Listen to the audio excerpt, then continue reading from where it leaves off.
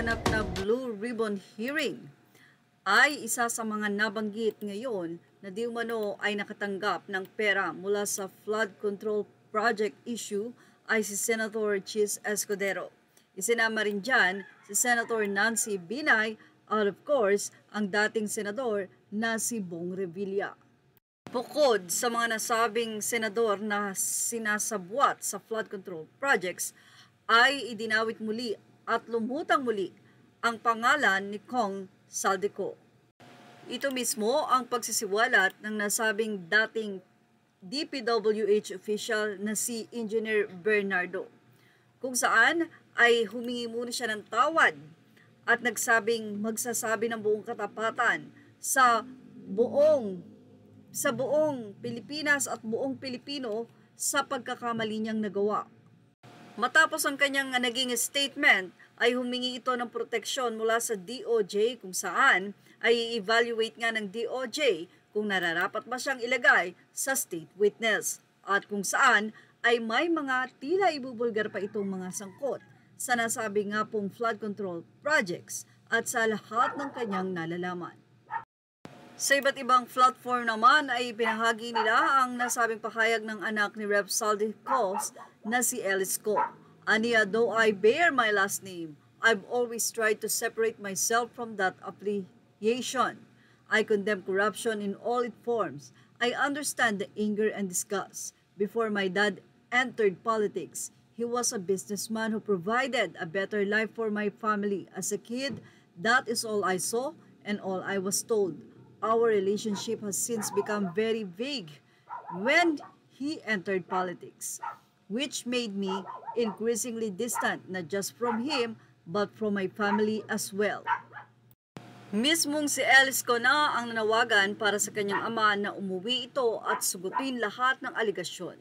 To my father, come home and answer to the people. Have your time in court. People need answers. Samantala, nagkaroon naman ito ng iba't ibang reaksyon sa mga netizen. Ang ilan sinabing buti pa ang anak, may conscience. Yan ang napapala ng masiba sa karangyaan. Ang isa ay sinabing may true-to-life story din pala. Ganito din sa mga palabas, diba? Hindi nagkakasundo mga tatay at anak na mayayaman. Tapos may in love yung anak sa mahirap hanggang sa mapatawad niya ang tatay niya kasi tinuruan ng babae na magpatawad. Narito ang kanyang buong pahayag.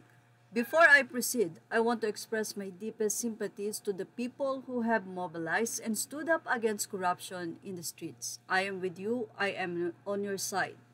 Though I bear my last name, I've always tried to separate myself that affiliation. It can't be denied that I was born into privilege. Despite this, I've always pushed to give back, especially to the community and to the industry I've long admired. I've moved out of my parents' home. I didn't pursue college, and I've been working for my money since I was 16. This isn't a sob story. It's my effort to show transparency regarding my blood and how I chose not to participate in that system. Over the years, I pushed to separate myself from their work and have repeatedly declined offers to participate in politics or any government-related opportunities. I have a firm belief that the people who are supposed to do this are people who have the proper skill, education, and reasons to do so. I condemn corruption in all its forms. I understand the anger and disgust. The hate is more than valid. And for the past few weeks, I've been having an internal conflict between my morals and my family. I am only speaking out now because I needed the time to have a firm grasp of the situation. I found out about the full extent of the allegations the same way everyone else did. Before my dad entered politics, he was a businessman who provided a better life for my family as a kid. That is all I saw and all I was told. Our relationship has since become very vogue when he entered politics, which made me increasingly distant, not just from him but from my family as well.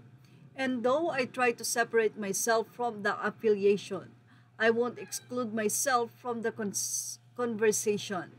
I am deeply ashamed and I wish for nothing but the truth to come out.